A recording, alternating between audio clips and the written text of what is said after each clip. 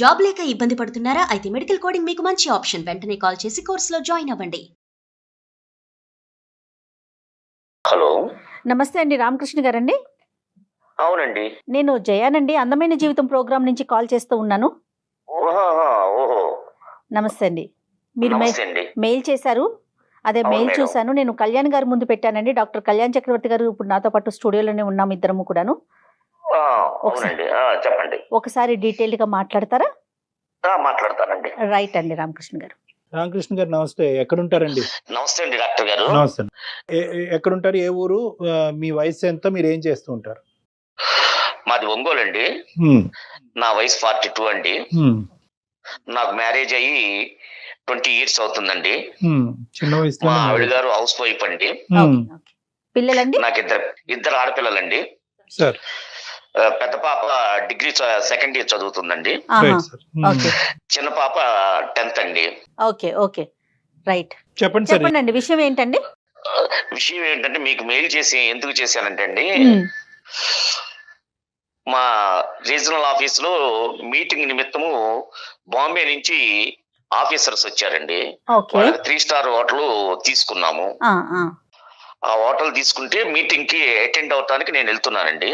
మా పెద్ద పాప ఒక అతనితో రూమ్ లోకి వెళ్ళి డోర్ లాక్ చేసుకోవటం నేను కళ్ళారా చూశారండి.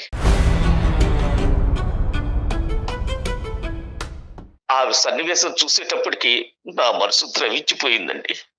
నేను తట్టుకోలేకపోయానండి.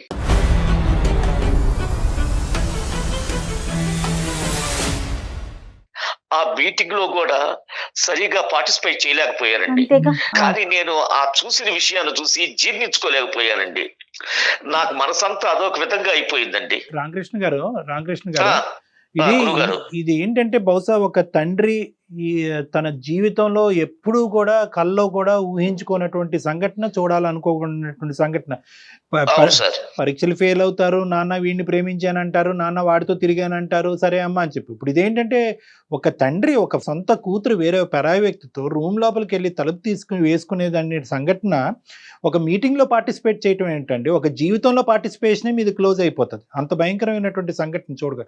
సో నాకు ఇక్కడ ఫస్ట్ కావాల్సినటువంటి పాయింట్ ఏంటంటే, అసలు ఎప్పుడైనా కూడా మీ అమ్మాయి ఇలా చేస్తుంది అనేటటువంటి ఆధారాలు కానీ ఎక్స్పెక్టేషన్ కానీ మీకు ఇంతకు ముందు ఉందా? నెంబర్ 1. ఎప్పుడైనా కూడా పాప ఇలా పక్కదో పడుతుందనే డిస్కషన్, ఆర్గ్యుమెంట్ మీకు మీ భార్య మధ్యన ఎప్పుడైనా జరిగిందా? Boy friend? ఎప్పుడు లేదు, ఇవేమీ లేవు. అసలు ఇంకొక విషయం కూడా అండి, మా ఆవిడ ఏదన్నా విషయం వచ్చినా కూడా, పిల్లల మార్కుల విషయం అడిగినా కూడా వాళ్ళ మమ్మీ దగ్గరికే వెళ్తారు కానీ నా దగ్గరికి వచ్చి నానా ఇన్ని మార్కులు వచ్చినాయి, మేము దీంట్లో పార్టిసిపేట్ చేస్తున్నాము, మేము ఇక్కడికి వెళ్తున్నామని నాకు ఏం చెప్పరండి. ఆవిడ కూడా అదే విధంగా ఉంటది. నాన్నగారికి చెప్పాలి, నాన్నగారికి చెప్పకపోతే ఎలాగా, నాన్నగారే కదా మిమ్మల్ని అన్ని చూసుకుంటుంది అని కూడా ఆవిడ చెప్పదండి. ఆవిడ అలుసు తీసుకొని వాళ్ళు ఏదైనా కూడా నాకు చెప్పరండి. నేను వాళ్ళతో చాలా ప్రేమగా మూవ్ అవ్వాలనుకుంటానండి. బయటకి ఎక్కడికన్నా తీసుకెళ్లాలనుకుంటాను, బయట ఎక్కడికన్నా వెళ్ళాలనుకుంటాము, టూర్స్ కి వెళ్ళినా, ఏది చేసినా కూడా, ఎక్కడ వెళ్ళినా కూడా వాళ్ళ ఇష్టం వచ్చి వాళ్ళకి కొని పెడుతుంటాను. కేవలం ఉద్యోగం అనేది ఒకటే చూసుకోకుండా మీరు ఫ్యామిలీ పరంగా కూడా దగ్గర అయ్యారు, కానీ వాళ్ళు మాత్రం ఆ డిఫరెన్స్ చూపెడుతున్నారు. ఆ డిఫరెన్స్ ని మీ వైఫ్ ప్రోత్సహిస్తున్నారా అంటున్నారు. నేను అడిగేది ఏంటంటే, ఈ సంఘటన ఎప్పుడు జరిగింది సార్? ఈ సంఘటన జరిగి ఒక 15 days అవుతుందండి. అంతేనా? ఓకే, 15-20 days అవుతుంది. మరి మీ మనసు గాయపడింది, వెంటనే మీ భార్యతో పంచుకోవాలని మీకు అనిపించలేదా? ఆవిడ ఏది చెప్పినా కూడా అటు తిప్పి ఇటు తిప్పి నీదే తప్పు, నువ్వే చేసావు అని తిప్పి నా వైపే తిప్పేసిద్దండి. అప్పుడు ఏమైందంటే చిలికి గాలివాన అవుతుంది, కారం చల్లినట్టుగా అవుతుంది. అదే బయట వాళ్ళు చెప్పారనుకోండి, అదే మీ లాంటి వారు చెప్పారనుకోండి, మీ కార్యక్రమాలు చూస్తున్నాం కాబట్టి మీలాంటి వారు కౌన్సిలింగ్ ఇచ్చారనుకోండి, బాగుంటుందనే ఉద్దేశంతో ఈ 15 రోజులు బట్టి నరకం అనుభవించుంటారు కదా రామకృష్ణ గారు మీరు. నేను ఎంత బాధపడుతున్నానంటే నా బాధను మీరు అర్థం చేసుకొని ఆవిడకి మీరు కౌన్సిలింగ్ ఇస్తారని చెప్పి. ఒకటి రామకృష్ణ గారు, ఈ రోజు ప్రత్యేకంగా మాకు ఈమెయిల్ పంపించడానికి కారణం ఏంటంటారు? అంటే మీ భార్య గారికి కౌన్సిలింగ్ ఇవ్వాలనే ఉద్దేశమా, పాపకు బుద్ధి చెప్పి అసలు ఈ వ్యవహారం ఏంటి అనేది తేల్చమనా? ఇది ఆవిడకి తెలియదండి, నేను మీకు మెయిల్ చేసినట్టుగా ఓకే, ఆవిడకి అది తెలియదు. తెలియదులేండి. కానీ మీ ఉద్దేశం ఆ, ఏంటి? నాకు మీరేమనుకుంటున్నారు? ఇద్దరు కూతుళ్ళండి, అవును. ఇద్దరు కూతుళ్ళని మీకు చెప్పారు కదా. చిన్న పాప కూడా ఉంది. ఈ పాప ఈ విధంగా అయితే చిన్న పాప పరిస్థితి ఏంటండి? ఆ, సరే సరే, ఆవిడని మాతో కనెక్ట్ చేయండి, ఒకసారి మాట్లాడతారు డాక్టర్ గారు కూడా. అంతే అంతే అంతే. అలాగండి. సరేనండి, ఒకసారి మాట్లాడి ఓకే. చూడండి. ఆ. दयచేసి लाइन లో नीचे ఉండండి. आप जिस व्यक्ति से बात कर रहे हैं उन्होंने आपके कॉल को होल्ड। హలో పద్మ, ఏండి, ఏం చేస్తున్నావు? ఏం చేయట్లేదు. మీరు వెళ్ళిన తర్వాత ఇంక ఇల్లు అది సర్దుకొని పని చేసుకుంటున్నాను. ఏంటి ఫోన్ చేశారు ఇలాగా? ఏం లేదు, నువ్వు ఫ్రీగా వచ్చి కూర్చో, నీకు ఒక విషయం చెప్పాలి. సరే చెప్పండి, ఫ్రీగానే ఉన్నా, కూర్చుందని చెప్పండి. మన ఇంట్లోనే ఒక సమస్య వచ్చింది. ఆ సమస్య గురించి నేను వాళ్ళకి సుమన్ టీవీ వారికి మెయిల్ చేయడం జరిగింది. ఈ రోజు వారే ఫోన్ చేశారు. సమస్య ఏదన్నా ఉంటే ముందు ఇంట్లో మాట్లాడుకుంటేనే కదా సమస్య ఏంటో తెలిసేది. ఎవరో వాళ్ళ దగ్గరికి వెళ్ళి ఎందుకు చెప్పడం? అంత పెద్ద సమస్య ఏముంది మన దగ్గర? పద్మ గారు ఆ.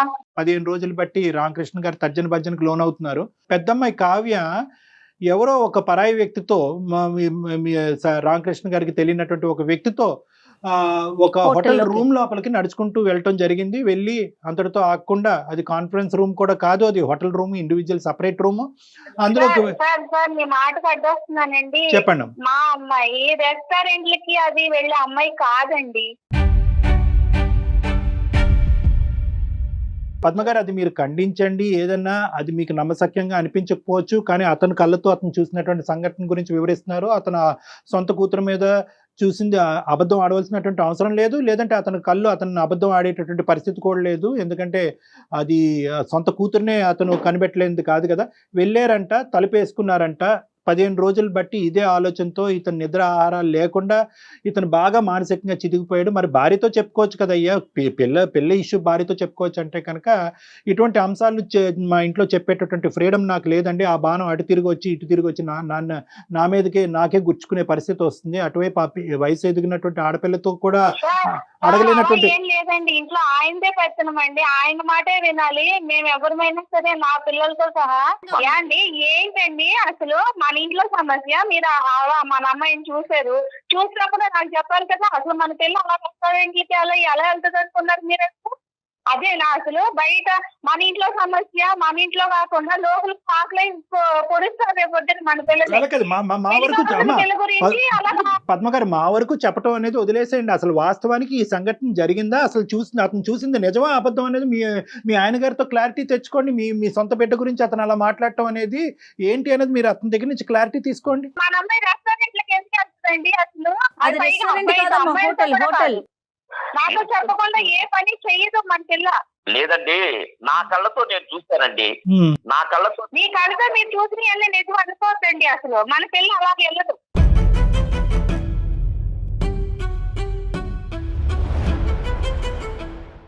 భవ్య వాళ్ళ అన్నయ్య పుట్టినరోజు వెళ్తానని నాతో చెప్పింది. మీకు తెలిసి అయితే ఇన్ఫర్మేషన్ ఉంది. మరి రెస్టారెంట్లకి వెళ్దు, అక్కడికి ఎక్కడికి వెళ్దాని అంటారేంటి ఇందాక? మరి ఇప్పుడు అయ్యో, ఇప్పుడు ఫ్రెండ్స్ రెస్టారెంట్లకి అక్కడికి ఇక్కడికి వెళ్ళదు అంటే పుట్టినరోజు పార్టీ అనేది ఫ్రెండ్స్ తో చేసుకోవడం ఈ రోజుల్లో తప్పు కాదు కదా. కాదండి, కాదు. మీరు ఫస్ట్ మీరు మాట్లాడినప్పుడు మా అమ్మాయి అసలు ఎక్కడికి వెళ్ళదు అన్నారు.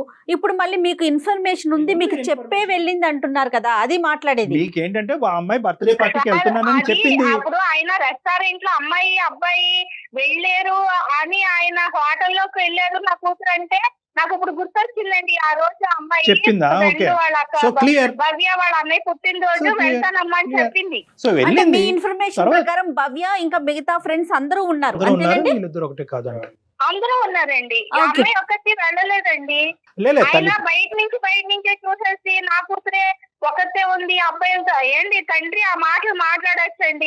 తండ్రి ఇలా మాట్లాడుతున్నాడంటే మీరు పరాయి మాట్లాడుతున్నాడు. తండ్రి మాట్లాడకూడదా? ఇప్పుడు బర్త్డే పార్టీకి వెళ్ళటం నిజం, మీరు హోటల్కి వెళ్ళలేదు, అతను హోటల్కి వెళ్ళాడు, హోటల్లో అతను కన్న కూతురుని అక్కడ చూశాడు. ఎటొచ్చి ఏంటంటే మీరు ఒక సంఘటన చూడలేదు, మీ భర్త గారు చూశారు. ఇప్పుడు మీ భర్త గారు చూసినటువంటి అంశాన్ని మీరు నమ్ముతారా లేదా? ఏంటి పచ్చగా ఉందండి, లోకం అంతా పచ్చగా ఉందని ఎవరెవరినో చూసిన విషయాలన్నీ మన పిల్లల మీద మనం రుద్దుకోకూడదు కదా ఏంటి సార్. అతను పచ్చగా పద్మ గారు మీరు మాట్లాడేది ఏంటండి? ఒకసారి ఆలోచించండి. మీరే చెప్తున్నారు పాప వెళ్ళిందని. చుట్టుపక్కల వాళ్ళు ఈ ప్రోగ్రామ్ చూస్తున్న కూతురు గురించి ఏమనుకుంటారు సార్ అసలు?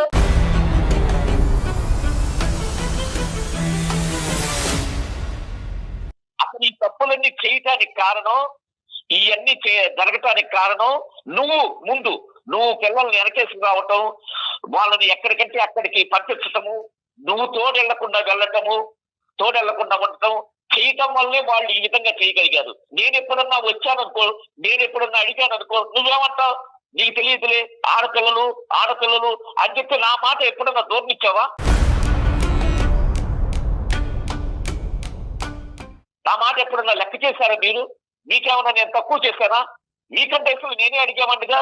హోటల్కి వెళ్దామా, రెస్టారెంట్కి వెళ్దామా, లేదంటే వేరే టూర్ ఎక్కడికైనా వెళ్దామా అని నేనే అడిగామన్నా, మిమ్మల్ని తీసుకెళ్ళామన్నా లేదా? బర్త్డే పార్టీకి వెళ్ళిందండి అని చెప్పి నాకు ఏ రోజన్నా చెప్పావా?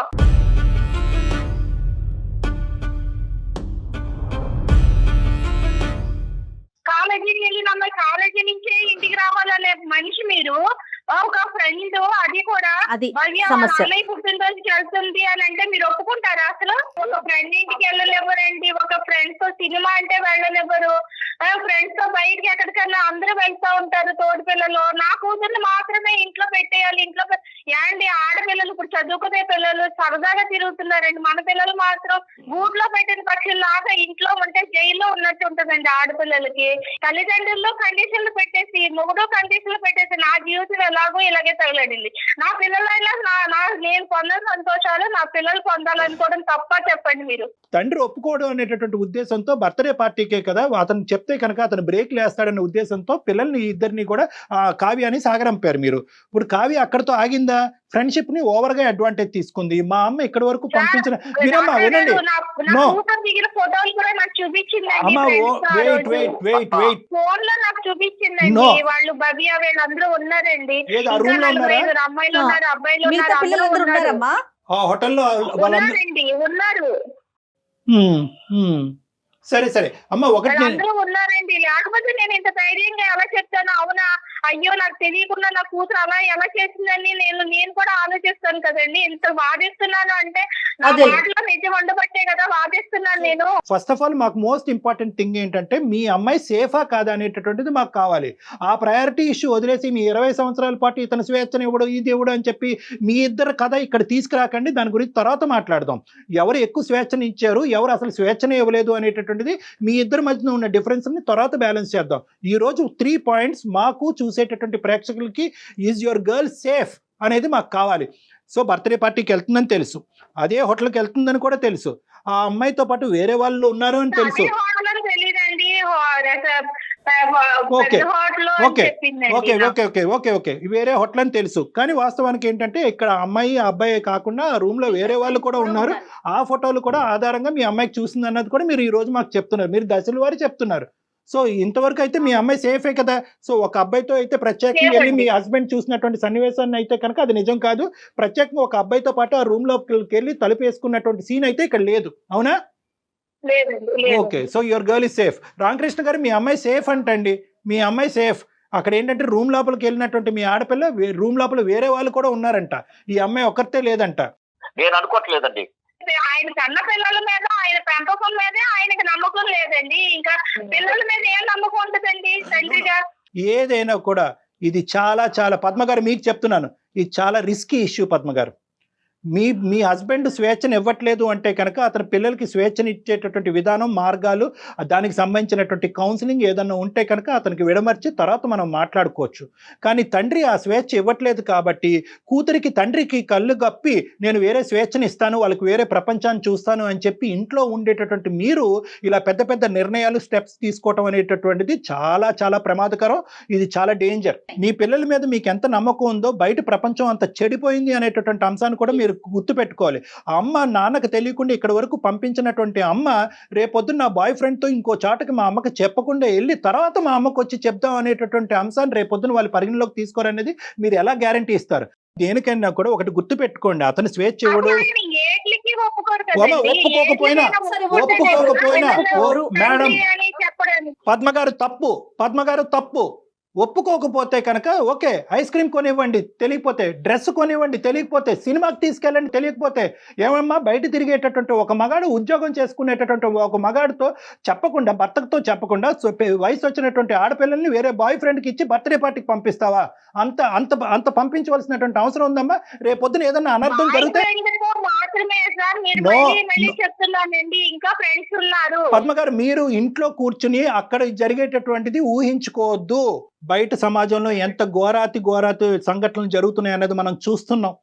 ఎవడో ఎక్కడ అమ్మాయి కత్తి పెట్టి పొడుస్తున్నాడు, ఎక్కడ పీక కోస్తున్నాడు. మన అందమైన జీవితంలోనే వాడెవడో డ్రింక్ కలిపి ఆ అమ్మాయిని పడుకోబెట్టి వీడియోలు తీసినటువంటి సంఘటనలు కూడా మనం చూసాం. ఇలాంటివన్నీ పరిస్థితులు, భయంకరమైనటువంటి పరిస్థితులు బయట జరుగుతున్నప్పుడు ఈ రోజు భర్త తండ్రి స్వేచ్ఛను ఇవ్వడు కాబట్టి ఈ రోజు కూతురికి మనం పూర్తిగా స్వేచ్ఛను ఇద్దాం అనేటటువంటి కళ్ళు మూసుకుని ముందుకు పంపిస్తే కనుక తర్వాత ఏదైనా ఒక చిన్న పొరపాటు అనర్థం జరిగితే కనుక మీ జీవితాలు ఏమైపోతాయి మీకు తెలుసా? ఆలోచించండి. మీ కాల్ కలపనప్పుడు మేము ఒక పాయింట్ అడిగాం, నువ్వు ఏమైనా స్ట్రిక్ట్ ఫాదరా? మీకు ఇవ్వాల్సినటువంటి ఫ్రీడమ్ మీ ఆడపిల్లలకి ఇవ్వకపోవటం వల్ల వాళ్ళ తల్లితో కనెక్ట్ అయిపోయి నిన్ను చీకట్లో పెడుతున్నారా బాబు? ఒకసారి ఆలోచించుకుంటే అదేం లేదండి, నేను అంత ఇచ్చానండి, ఇది ఇచ్చానండి, అది ఇచ్చానండి, అంత ఇచ్చానండి అని అంటున్నాడు. కానీ ఇప్పుడు మీ మాట విన్న తర్వాత ఇతను మిమ్మల్ని అందరినీ కూడా ఒక బాక్స్లో పెట్టి బయట నుంచి తాళం వేసాడు అనేది మాకు అర్థం అవుతుంది. దానివల్ల ఈ పరిస్థితి వచ్చింది. కానీ ఫస్ట్ ఆఫ్ ఆల్ మీకు ఆ స్వేచ్ఛ ఇవ్వనటువంటి తండ్రి వల్ల మీరు అధికంగా ఒక పాత్ర పోషిస్తూ మీరే అన్ని కంట్రోల్ చేసుకుంటూ అన్నీ బాగానే ఉన్నాయనేటటువంటి ఉద్దేశంతో మీరు అలా బ్లైండ్గా ముందుకెళ్ళటం, ప్రత్యేకంగా వయసు వచ్చినటువంటి ఆడపిల్ల ఇంట్లో ఉన్నప్పుడు ఆ స్టెప్ తీసుకోవటం రిస్కీ అని నేను చెప్తున్నాను మీకు. ఈ లోపు ఏం జరిగినా ఆయనకి ఏం తెలుసండి? నేను పిల్లలు నేను తల్లిగా నేను చక్కబెట్టుకుని వాళ్ళని ఒక దారిలో సర్దిట్టుకుని రావడం తప్పంటారా? తప్పు కాదమ్మా. అమ్మా, డాక్టర్ గారు చెప్పింది ఒకసారి అర్థం చేసుకోండి. నేను ఈ అడిషనల్ గా ఎక్సెసివ్ గా ఓవర్ బోల్డ్నెస్ తో నేను రిస్క్ తీసుకుంటున్నాను అనేది ఫస్ట్ మీకు అర్థమైందా? Right. Now coming to the point number 2. ఇప్పుడు ఏంటంటే ఇక్కడ రామకృష్ణ గారు ఏం చేస్తున్నారు అంటే కనుక సింగిల్ హ్యాండెడ్గా అతను ఒకటే అనుకుంటున్నాడు, నేను ఆడపిల్లల్ని అంటే కనుక అతి జాగ్రత్తగా చూసుకోవాలి, చాలా జాగ్రత్తగా చూసుకోవాలి, వాళ్ళు బయట ప్రపంచాన్ని చూపెట్టకూడదు, ఏ అవసరం ఉన్నా కూడా తండ్రిగా నేనే అది తీసుకొచ్చి ఇవ్వాలి కానీ వాళ్ళని బయటకు పంపించకూడదు, స్వేచ్ఛాయుతమైన వాతావరణం వాళ్ళకి ఇవ్వకూడదు అనేది తప్పు. రామకృష్ణ గారు, ఆవిడ ఒక మాట ఉంది, అమ్మాయితో కలిసి వెళ్ళింది అని చెప్పండి. అన్నప్పుడు నా మనసు చంపుకొని మీటింగ్ అయిపోయిన తర్వాత రిసెప్షన్ లోకి వెళ్ళి ఎవరెవరు ఉన్నారండి ఆ రూమ్ లో అని నేను నా మనసు చంపుకొని నేను అడిగాను. అడిగితే సార్ వాళ్ళు 1 డే ముందే అతను వచ్చి రూమ్ బుక్ చేసుకున్నాడండి, బుక్ చేసుకుని వాళ్ళిద్దరే ఉన్నారండి, మధ్యాహ్నం వరకు ఉన్నారండి అని చెప్పి అన్నాడు. దానికి నేను తండ్రిగా ఎంత బాధపడతాను ఎవరికి తెలుసండి?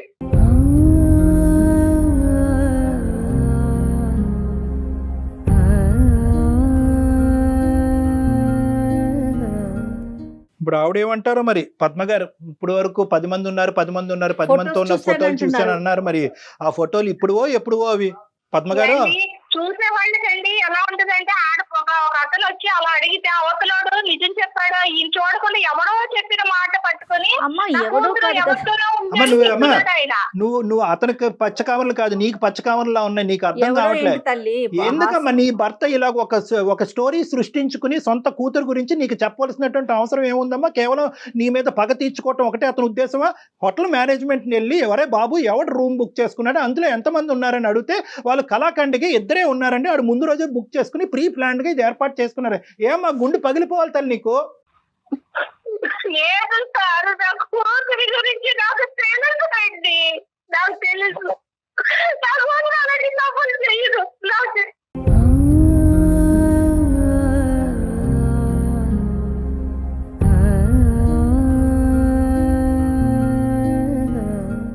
ఈ కథంతా కాదు, నిజంగా ఎవరైతే కనుక ఆ మేనేజర్ తో మీరు వెళ్ళి మాట్లాడారో అతనితో ఒకసారి ఈ మేడం గారిని వెళ్ళి మాట్లాడిపించండి, మీ భార్య గారిని తీసుకెళ్ళండి. ఎవరెవరు ఆ రోజు ఎంతమంది, ఇది ఎందుకంటే చాలా రిస్క్ ఇష్యూ, దీని గురించి ప్రత్యేకంగా మనం మాట్లాడుకోవాలి. అక్కడ వాళ్ళిద్దరు వాలంటరీగా అడల్ట్స్ కాబట్టి వాళ్ళిద్దరు వాలంటరీగా రూమ్ లోకి వెళ్ళారా, ఇంకా ఏమైనా పెద్ద సంఘటన జరిగిందా, ఆ సంఘటన మీ అమ్మాయి మీతో చెప్పుకోలేకపోతుందా? ఈ అంశం కూడా మనం మాట్లాడుకోవాలి ఈ రోజు. ఇది చాలా ప్రత్యేకమైన ఇంపార్టెంట్ ఇష్యూ ఇది. మీరు చెడ్డ ఫాదర్ కాదు, ఆవిడ చెడ్డ మదరు కాదు, మీరిద్దరు చక్కటి పేరెంట్సే. కానీ ఎటొచ్చి మీ ఇద్దరి మధ్యన ట్రాన్స్పరెన్సీ, అండర్స్టాండింగ్ లేదు కాబట్టి ఆ ఆడపిల్లలు వాళ్ళ దారి వాళ్ళు చూసుకుంటున్నారు. కాబట్టి ఇక్కడ ముఖ్యమైనటువంటి అంశం ఏంటంటే అసలు మీ ఆడపిల్ల ఈ రోజు సేఫ్ జోన్ లో ఉందా లేదా అన్నది చూడండి. ఎవరు ఆ అబ్బాయి, ఎందుకు ఆ రూమ్ ముందుగానే బుక్ చేశాడు, ఎందుకు వీళ్ళిద్దరే ఎందుకు వెళ్ళారు, తర్వాత తల్లి దగ్గరకు వచ్చి అమ్మాయి ఈ ఫోటో ఆ ఫోటో అని చెప్పి తల్లి దగ్గర ఈ అమ్మాయి ఇంకో కొత్త కథ ఎందుకు అల్లుతుంది, ఇవన్నీ విడమర్చవలసినటువంటి ముఖ్యమైనటువంటి అంశం. ఇది మీ ఇద్దరు మంచి పేరెంట్స్ అయినా కూడా మీరు పెంచినటువంటి విధానంలో మాత్రం transparency, understanding, equal share of affection and love లేవు.